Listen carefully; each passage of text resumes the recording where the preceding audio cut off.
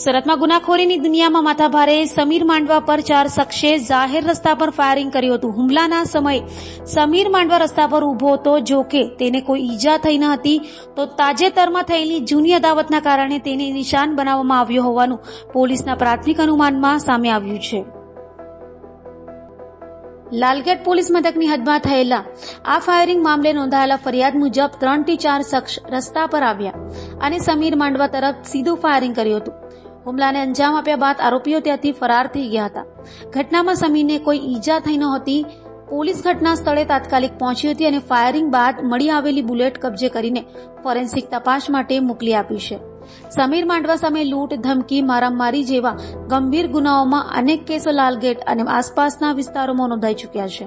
પોલીસની ફાઇલોમાં તેનો ગુનાહિત ઇતિહાસ ભારે છે અને તેણે ઘણા વખતથી અપરાધિક પ્રવૃત્તિઓ દ્વારા કાયદાનું ઉલ્લંઘન કર્યું છે. પોલીસે અગાઉ સમીર માંડવા સામે એક મોટું પગલું ભર્યું હતું. તેની લાલગેટ વિસ્તારમાં આવેલી ગેરકાયદે મિલકત પર બુલડોઝર ચલાવ્યું હતું.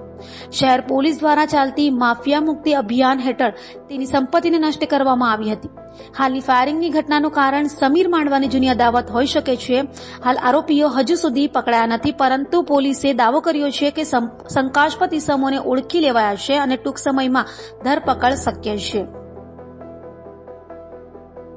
સવારે અર્લી મોર્નિંગ રાતના 2 વાગ્યાની આસપાસ જિલ્લાની બ્રિજ ખાતે એક ફાયરિંગની ઘટના બનેલ હતી, જેની અંદર જે ફરિયાદી છે તેનું નામ છે સમીર સલીમ ખાન પઠાણ, જેની ઉપર 2 રાઉન્ડ ફાયર થયેલા હતા.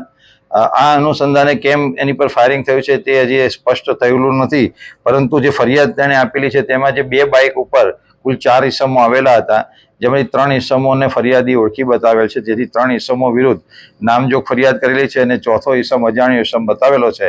પરંતુ પોલીસે અત્યારે સીસીટીવીના આધારે 4થા ઇસમને પણ ઓળખ કરી લીધેલી છે અને આ 4 ઇસમોને ધરપકડ કરવા ચક્રો ગતિમાન કર્યા છે, જેમાં સુરત શહેરની ડીસીબી તેમજ અન્ય બ્રાન્ચ પણ આરોપીઓને ઇમિડિયેટ ધરપકડ કરવા માટે અત્યારે પ્રયત્નશીલ છે.